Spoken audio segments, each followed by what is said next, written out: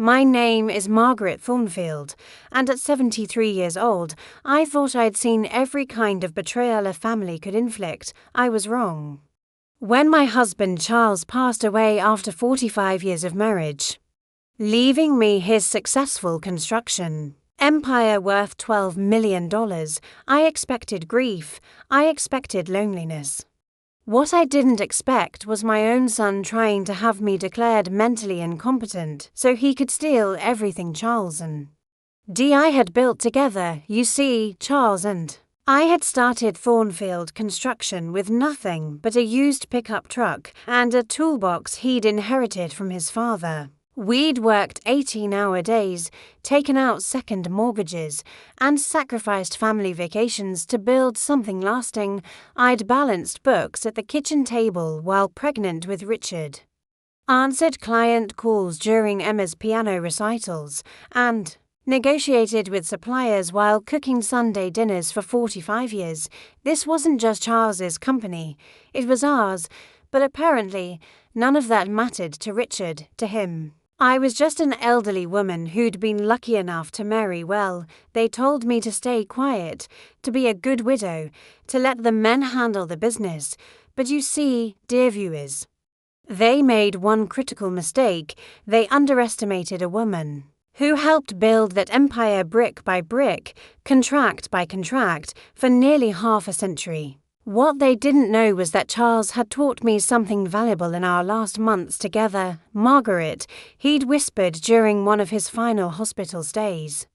If anyone ever tries to push you aside after I'm gone, you remind them that you know where all the bodies are buried. At the time, I'd laughed, thinking he meant our business rivals. I never imagined he was preparing me for war with our own son. Before I tell you what happened next, I want you to know that this story gets more shocking with every twist. If you're enjoying stories about family betrayal and justice, please hit that subscribe button and ring the notification bell. It really helps our channel grow. And if you have your own story about being underestimated or silenced, share it in the comments below. Trust me, after you hear what my son Richard did next, you'll have plenty to say. Now, let me take you back to that grey October morning in Portland when everything changed. It was 3 weeks after Charles's funeral when Richard first brought up the conversation. I was in my garden behind our Victorian home on Hawthorne Boulevard, tending to the roses Charles had planted for our anniversary 15 years ago. These weren't just any roses, they were David Austin English roses, each one carefully selected and planted by Charles himself on our 30th anniversary.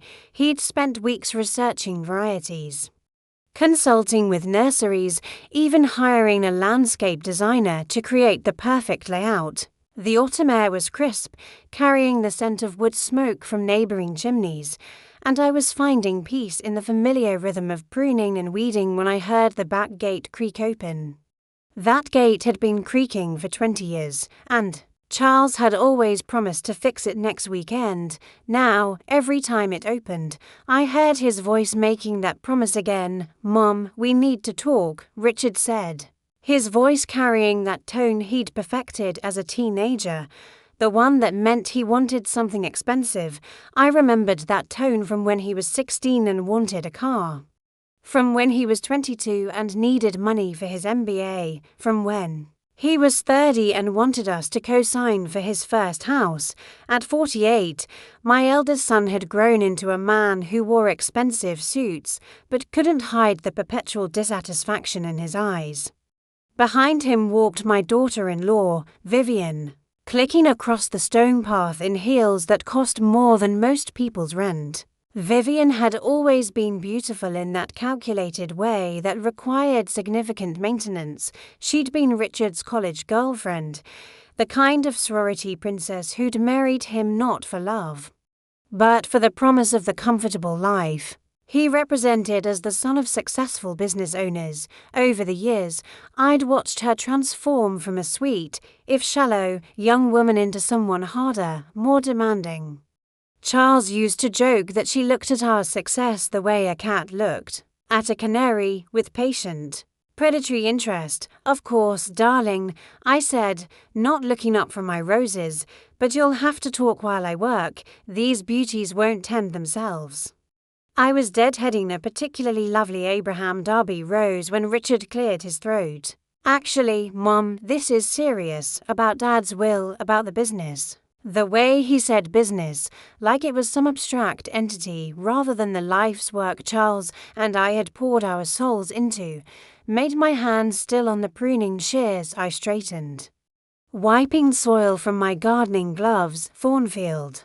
Construction had been Charles's baby, yes, but it had been our shared dream. Built from a single truck and a toolbox into Portland's most respected commercial building company, I remembered those early days so clearly. Charles would leave for job sites at dawn while I managed the phones from our kitchen table. Tyler and Emma playing at my feet while I scheduled inspections and chased down payments. When Charles suffered his heart attack 6 months ago, the doctors had given us time to prepare. 6 months we spent going over every detail of succession, every contingency plan. What about it? I asked. Vivian stepped forward, and I noticed she'd had work done again. Her face looked smoother, younger, but somehow less human. Her smile was as artificial as her highlights. Margaret. We're concerned. Running a $12 million company is an enormous responsibility. We think it might be overwhelming for someone your age. The word overwhelming hit me like a slap. I'd been managing complex construction projects when Vivian was still in diapers. I'd negotiated million-dollar contracts, managed union disputes, and navigated city bureaucracy for decades. But to her, I was just an old woman playing at business, overwhelming. I repeated, my voice dangerously quiet, what Vivian means. Richard said quickly, shooting his wife a warning look, is that maybe it's time to consider stepping back. Letting the next generation take the reins.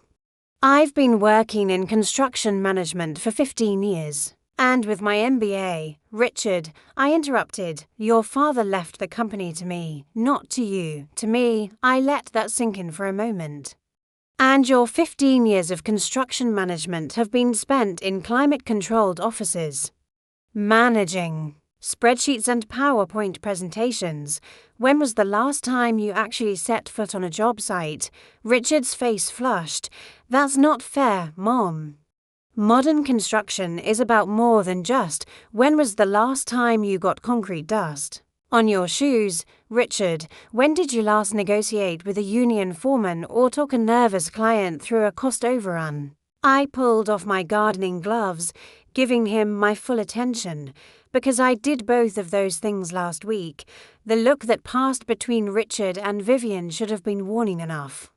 But grief has a way of making you want to believe the best in people, even when they're showing you their worst. Of course, Mom, we're not questioning Dad's wishes, we're just thinking practically. Richard's voice took on that patronizing tone that made my teeth ache. You're grieving, you should be traveling, enjoying your golden years. Not worrying about payroll and building permits and union negotiations, and who exactly would be worrying about those things in my absence? I asked. Well, I would, of course, Richard said, as if it were obvious, with Vivian helping with the administrative side. We've actually been talking about some exciting modernization opportunities, ways to streamline operations and increase profitability.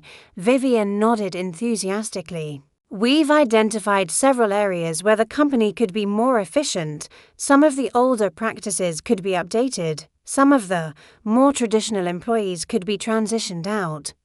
I felt something cold and sharp settle in my stomach. Traditional employees? You mean the men who've worked for us for 20 years, the foremen who know every contractor and supplier in the city? Mom, Richard said, his patience clearly wearing thin. Sentiment doesn't build buildings. We need to think about maximizing shareholder value. Shareholder value. The words tasted bitter. Richard, we're not a publicly traded corporation. We're a family business built on relationships and reputation. Exactly, Vivian said, her voice bright with false enthusiasm. And we want to preserve that family legacy while also positioning it for growth in the modern marketplace. I looked at these two people, my son and the woman he'd chosen to spend his life with, and realized I was looking at strangers. Strangers who saw Charles's life's work as nothing more than an asset to be optimized. I know what you're thinking. Why didn't I see the red flags? Well, stick with me, because what happens next will show you exactly why a mother's love can sometimes blind us to our children's greed, and trust me. The documents I discovered in Richard's briefcase would make your blood run cold. Don't forget to give this video a thumbs up if you're enjoying this story of family betrayal. That night, I couldn't sleep. Richard's words echoed in my mind. Overwhelming for someone your age. I'd helped Charles negotiate every major contract for the past 20 years.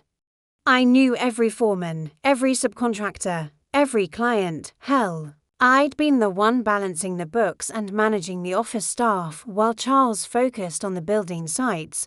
But more than that, I'd been his partner in every sense of the word.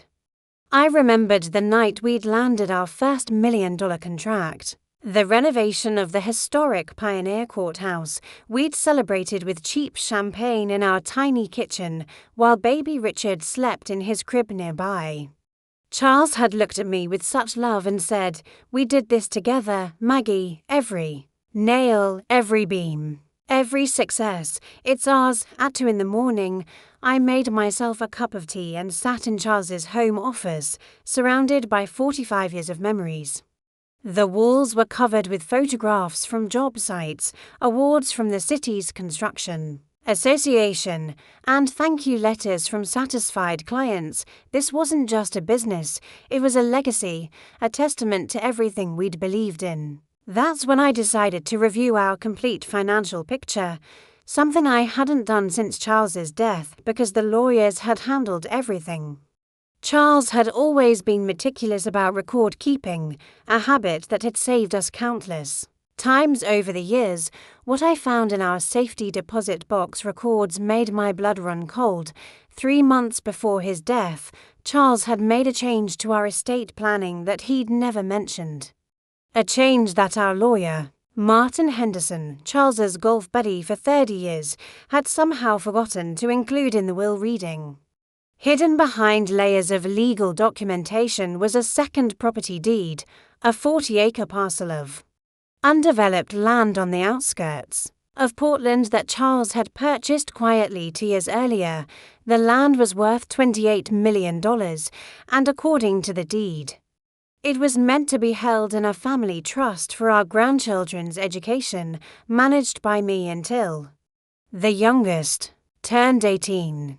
I sat there in the lamplight, holding the deed and trying to understand why Charles hadn't told me about this purchase. Then I found his letter. Tucked behind the property documents in his careful handwriting, "My dearest Margaret, if you're reading this, then I'm gone and you're wondering why I kept this secret. The truth is, I bought this land as insurance, not just for our grandchildren, but for you. I've been watching Richard these past few years, seeing how he looks at what we've built, and I'm worried. This property is your ace in the hole, your guarantee that no matter what happens with the business, you'll have something that's completely yours to protect our grandchildren's futures. I pray you never need to use it, but if you do, know that every decision I made was to protect you and the family we built together. All my love, Charles." Richard didn't know this property existed. But as I dug deeper into Charles's files, I found something even more disturbing: email exchanges between Richard and Martin Henderson dating back 6 months. They'd been discussing Charles's declining mental state and the burden the business would place on me. In one particularly chilling exchange, Richard had written, "We need to make sure Mom understands she's not equipped for this, whatever it takes to get her to step aside willingly." Martin's response was even worse. "I've been thinking about this. Richard, given your father's condition and your mother's age, we might need to consider more formal measures to ensure the business transitions smoothly. There are legal precedents for situations where family members aren't capable of managing complex assets. I read that exchange 3 times, each reading making me feel sicker. They weren't just planning to take my inheritance, they'd been preparing the groundwork for months, even before Charles died. They'd been discussing my incapacity while I was sitting by my husband's bedside, holding his hand through chemotherapy treatments. The final email in the chain was dated just 2 weeks after Charles's funeral. Richard had written, "Martin, I think it's time to move forward with our discussion. Mom seems increasingly overwhelmed, and I'm worried about her decision-making capacity. Vivian agrees that we need to act quickly before she makes any major mistakes." I closed the laptop and sat in the dark, feeling the full weight of their betrayal settle over me. My son, the child I'd carried for 9 months, nursed through illnesses, supported through college and his early career struggles, was plotting to steal everything Charles and I had built together, and he was doing it with the help of the man we'd trusted with our family's legal affairs for 3 decades. But Charles had been right about one thing: I did have an ace in the hole, and now I knew exactly how I was going to use it. Oh, if only I had known what I was about to discover. The plan I was forming would expose not just Richard's greed, but something even worse, a conspiracy that included people I'd trusted for decades. Make sure you're subscribed, because this story is about to take a turn that will leave you speechless. The next morning, I called my daughter Emma in Seattle. At 35, Emma had always been my truth teller, the child who inherited Charles's moral compass along with his stubborn streak. She'd moved to Seattle after college to work in sustainable architecture. Determined to make her own way without relying on the family business, I'd always respected that independence, but now I needed her wisdom more than ever. "Mom, I've been worried about this," she said when I told her about Richard's visit. The concern in her voice was immediate and genuine. "Vivian called me last week asking about your mental state. She wanted to know if you'd been forgetful or confused since Dad died. She kept using words like concerning behaviors and family responsibility. What did you tell her?" I told her you were sharper than most people half your age, and that she was out of line for even asking. Then I hung up. Emma's voice hardened. "Mom, what's really going on? This doesn't sound like typical grief counseling or family concern." I told her about the emails, about the secret property, about the conspiracy I was uncovering. Emma listened in growing horror, occasionally asking for clarification or expressing disbelief. "Jesus, Mom, this isn't just about money. This is about erasing everything you and Dad built together. They're not just trying to steal the business. They're trying to rewrite history to make you disappear from it entirely." "I know, sweetheart, but I need legal help. Real legal help, not Martin Henderson. I know someone," Emma said immediately. "Patricia Valdez. She's a family law attorney here in Seattle, but she's originally from Portland. She specializes in elder law and financial abuse cases. She's brilliant, and more importantly, she's a fighter. Let me call her." That afternoon, I drove to the office of Patricia Valdez.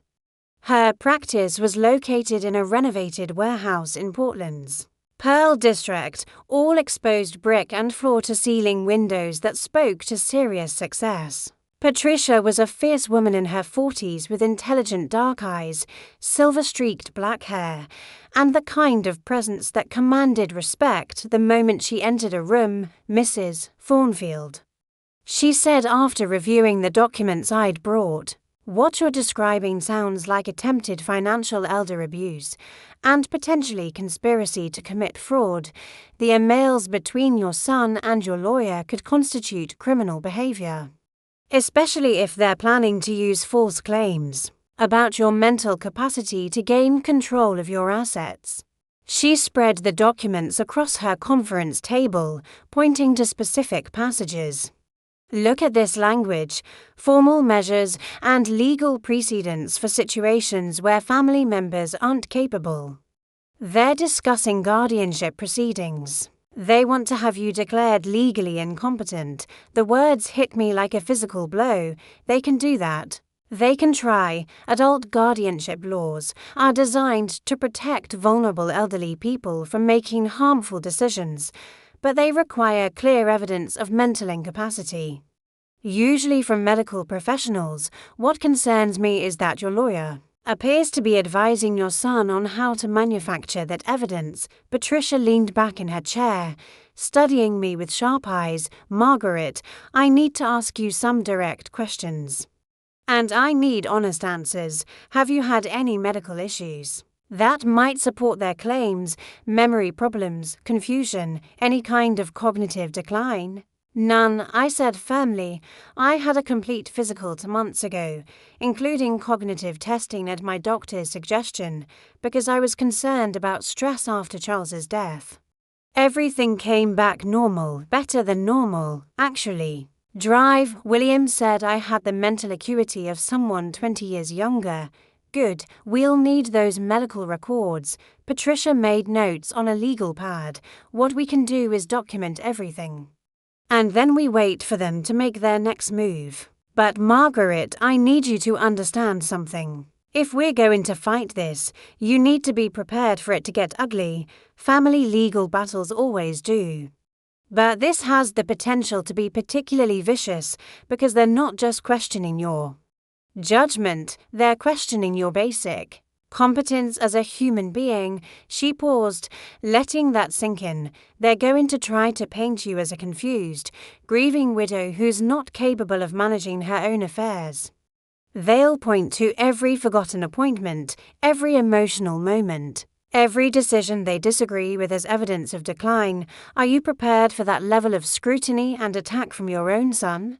I thought about Charles's letter, about the 40 years of partnership he and I had shared, about the business we'd built together nail by nail. Patricia, they've already decided I'm too old and too weak to fight them. That's their first mistake. Their second mistake is thinking that love makes you stupid. Yes, I love Richard. He's my son. But I love Charles more, and I won't let our life's work be stolen by anyone, including our own child. Then let's get to work, Patricia said with a smile that was equal parts warm and predatory, because I think your son is about to learn that underestimating a woman is always a costly mistake. What I did next was risky. Some might even call it manipulative, but sometimes you have to fight fire with fire to protect what you've spent a lifetime building. And the trap I was about to set would reveal Richard's true character in ways I never could have imagined. If you're loving this story of justice and family drama, hit that like button to show your support. Patricia and I spent the next week crafting what she called the honeypot. We created fake documents showing that Charles had left me not just the construction company, but also a secret investment portfolio worth an additional $8 million. The documents looked official, complete with forged bank letterheads and investment statements that would fool anyone who wasn't a banking professional. The beauty of this, Patricia explained as we reviewed our handiwork, is that it plays directly into their existing narrative about you hiding assets and making poor financial decisions. They'll see these documents as confirmation of what they already believe. The plan was simple but elegant. I would accidentally let Richard discover these documents, making it seem like I was hiding assets from him. If he was truly concerned about my well-being and the family's financial security, he would discuss it openly with me, perhaps expressing concern about my decision to keep such important information private. If he was planning something sinister, he would use this information to accelerate his scheme. But we also prepared a backup plan. Patricia had begun documenting my daily activities, my business decisions, and my mental acuity. She arranged for Dr. Williams to conduct a comprehensive cognitive evaluation, complete with formal testing and written documentation. We were building an unshakable case for my competence while simultaneously setting a trap for Richard's greed. There's one more thing, Patricia said during our final planning session. We need to consider the possibility that your lawyer, Martin Henderson, might be more than just a passive accomplice if he's actively advising Richard on how to challenge your competency. He could be facing criminal charges for conspiracy and breach of fiduciary duty. I felt a stab of sadness at that. Martin had been at our wedding, had handled the legal work when we bought our house, had celebrated with us when Emma was born. But betrayal was betrayal, regardless of how long the friendship had lasted. On Friday, I invited Richard and Vivian for Sunday dinner, something we'd done regularly before Charles's death. I prepared Charles's favourite pot roast, the recipe I'd learned from his mother 45 years ago, set the table with our good china, and strategically left the fake portfolio documents on the kitchen counter, partially hidden under some grocery receipts and a stack of sympathy cards I'd been meaning to respond to. I also made sure to prepare more food than usual and to seem slightly scattered in my preparations. I left cabinet doors open, forgot to turn off the radio in the living room, and mentioned twice that I couldn't remember if I'd already seasoned the roast. It was a performance designed to make them see what they expected to see, a confused elderly woman struggling to manage her daily life. "Mom, this smells incredible," Richard said as they arrived precisely at 6, kissing my cheek with what seemed like genuine affection. He was carrying a bottle of wine, an expensive Pinot Noir from a winery we'd visited during a family vacation years ago. For a moment, I questioned whether I was being paranoid, whether grief was making me see conspiracies where none existed. That doubt lasted exactly 23 minutes, while I was carving the roast in the dining room, struggling slightly with the electric knife to maintain my performance of minor incompetence. I heard Vivian's voice from the kitchen. "Richard, look at this." Her tone was sharp, excited, like a hunter who'd spotted prey. Through the doorway, I watched my son scan the documents, his eyes widening as he took in the fabricated numbers. I continued carving, pretending to be absorbed in my task while listening to every word. They thought I couldn't hear them whispering in the kitchen. But Charles and I had learned long ago that our old house carried sound in unexpected ways. The heating ducts and thin walls meant that conversations in the kitchen could be heard clearly from the dining room if you knew where to stand. $8 million? Richard hissed. "She's been hiding $8 million. Look at these investment choices."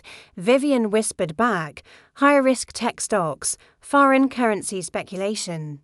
This is exactly what we were talking about. She's not thinking clearly. This changes everything, Richard said, his voice tight with barely controlled excitement. "We need to move faster than we planned. If she's making investment decisions like this, she could lose everything Dad built." More importantly, Vivian added, "this proves she's been lying to the family about assets. That shows deliberate deception, which supports the competency challenge." I heard papers rustling as they photographed the documents with their phones. Then Richard's voice again. "We need to call Martin tomorrow. This is exactly the kind of evidence we need to show that she's not capable of managing the estate responsibly, ladies."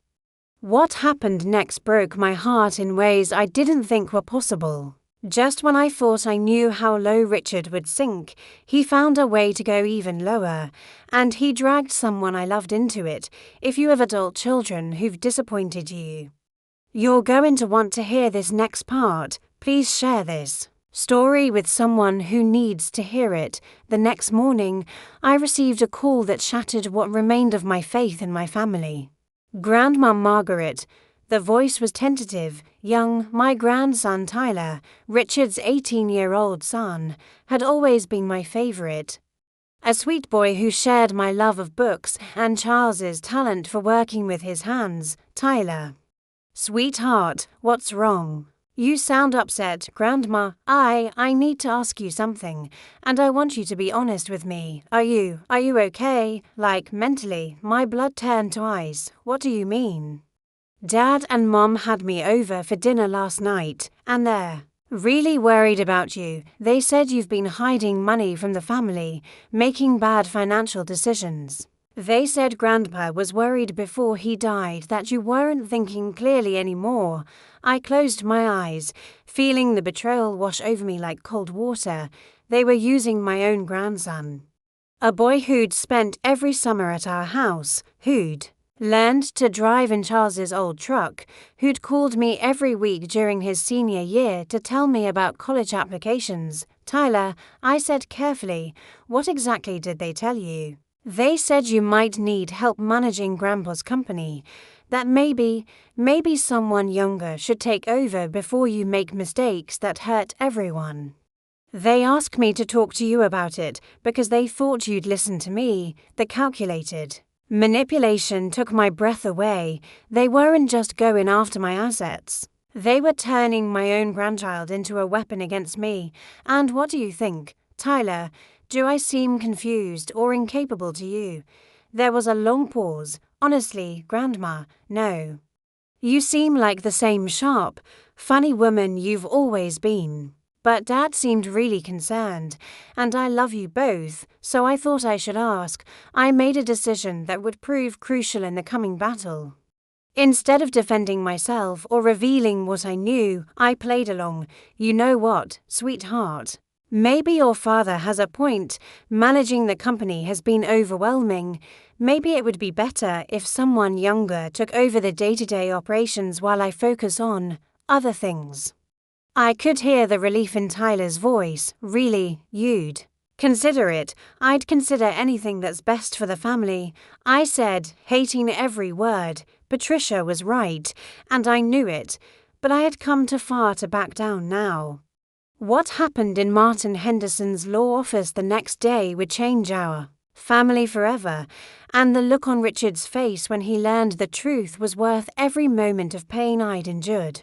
Get ready for the most satisfying confrontation you've ever heard. 3 days later, Martin Henderson called to schedule a family meeting to discuss the transfer of business operations.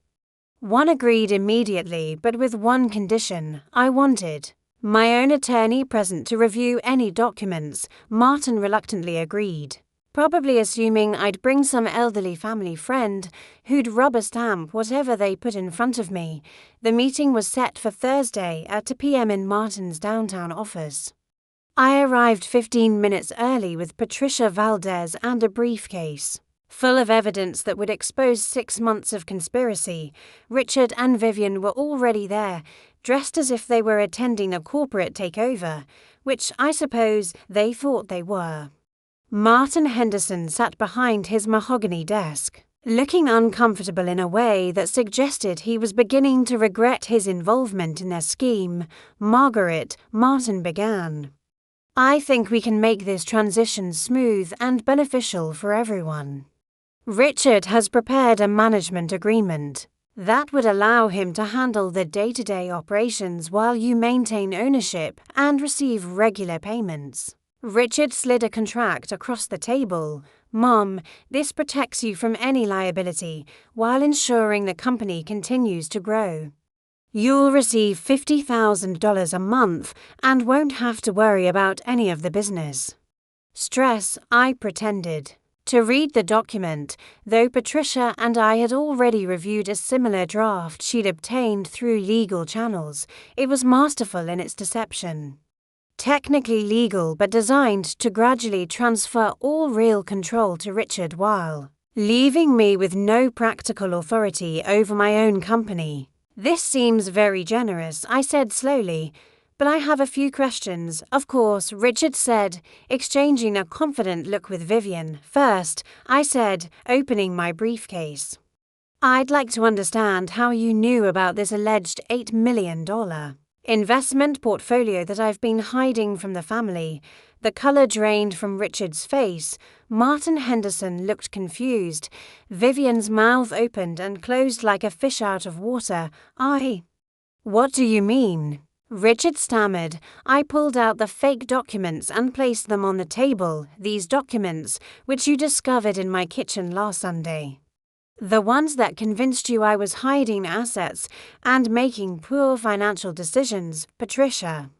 Leaned forward, Mr. Henderson. I'd like you to examine these investment statements carefully, notice anything unusual about them. Martin picked up the papers, his lawyer's eye catching the discrepancies immediately. These aren't real. The bank routing numbers are incorrect. The letterhead is wrong. And these investment products don't exist. Exactly, I said. These are complete fabrications that I created with my attorney to test a theory. Richard's voice was barely a whisper. What theory? The theory that my son was planning to steal my inheritance by claiming I was mentally incompetent. The theory that he'd been collaborating with my trusted family lawyer to manufacture evidence of my declining faculties. The theory that he'd used my own grandson to manipulate me into signing away my rights. I opened a second folder and pulled out printed copies of the emails Patricia had subpoenaed. Would you like to explain to Mr. Henderson your correspondence about my declining mental state and the need to get me to step aside willingly? Martin Henderson's face went white as he realized the legal implications of what he'd been involved in. Richard, you told me your mother was showing signs of dementia. You said Charles had expressed concerns. Charles never expressed any such concerns, I said firmly, because I've never shown any signs of mental decline. What Charles did express, in legal documents that Martin somehow forgot to mention during the will reading, was his intention to establish a family trust using property worth $28 million, property that Richard didn't know existed. I placed the real property deed on the table. This land was meant to fund my grandchildren's education, but it seems my son was more interested in funding his own lifestyle. Richard slumped in his chair, the fight going out of him as he realized the full scope of his exposure: financial elder abuse, conspiracy, potential fraud charges. Mom, he began. No. I said firmly, you told me to stay quiet. You told me to step aside and let the men handle everything. You used my love for my family against me, turned my grandson into your unwitting accomplice, and tried to steal everything your father and I built together. I stood up, feeling stronger and more clear-headed than I had since Charles's death, so I decided to speak up instead, in court, if necessary. Patricia has prepared all the necessary documents to report this attempted fraud to the authorities. The legal proceedings took 3 months to resolve. Richard avoided criminal charges by agreeing to a comprehensive settlement that included repaying the legal fees, undergoing counseling, and signing a binding agreement never to challenge my mental capacity or financial decisions again. Martin Henderson lost his law license and faced disciplinary action from the Bar Association, but the real resolution came on a cold February morning when Tyler knocked on my door. His eyes red from crying. "Grandma, I'm so sorry," he said, collapsing into my arms like he had as a little boy. I had no idea what Dad was really doing. When I found out about the fake documents, about how they used me to try to manipulate you, I felt sick. "Oh, sweetheart," I said, holding him tight, "you were trying to help someone you thought was in trouble. That's not something to be ashamed of, but I should have trusted you. I should have known you better than that. Tyler, you're 18 years old. You're supposed to trust your parents. The fact that they betrayed that trust isn't your fault, it's theirs." We sat in Charles's old study, drinking hot chocolate and talking for hours. Tyler told me he'd decided to take a gap year before college to work construction, to learn the business from the ground up the way his grandfather had always wanted. "I want to understand what Grandpa built," he said, "and I want to earn the right to be part of it someday, not just expect it to be handed to me." 6 months later, Thornfield Construction was thriving under my leadership. With Tyler working summers as my apprentice project manager, Emma moved back to Portland to help run the office, bringing fresh ideas and modern management techniques that honored Charles's vision while preparing the company for the future. Richard and I maintain a distant but civil relationship. He sends birthday cards and shows up for major holidays, but the easy intimacy we once shared is gone, replaced by the careful politeness of people who've seen each other's worst sides and chosen to coexist anyway. The 40-acre property has been developed into an affordable housing project, something Charles would have loved. The profits fund scholarships for young people entering the construction trades, ensuring that Charles's legacy extends beyond our family to help build the next generation of craftsmen and entrepreneurs. Looking back, I realized that being told to stay quiet was the best thing that ever happened to me. It forced me to find my voice, to claim my place not just as Charles's widow, but as my own woman. At 74, I've discovered strengths I never knew I had and built relationships based on mutual respect rather than family obligation. They told me to stay quiet, to let the men handle things, to step aside gracefully and disappear into comfortable retirement. Instead, I spoke up in court, in boardrooms, and in my own family. I spoke up for every woman who's been told she's too old, too emotional, or too fragile to handle her own affairs. And you know what I discovered? My voice, when I finally decided to use it, was stronger than I ever imagined. Ladies, if you've enjoyed this story of justice and finding your voice later in life, please subscribe to our channel and ring that notification bell. We share stories like this every week that celebrate women who refuse to be silenced or sidelined. And if you've faced a similar situation where family members tried to take advantage of you, or if you've had to fight for respect and recognition, share your story in the comments below. We read every single one. And your experiences help other women know they're not alone. Remember, it's never too late to speak up for yourself, and it's never too late to demand the respect you deserve. If you face the same situation, share it in the comments. We will share your story. Until next time, keep fighting for what's rightfully yours.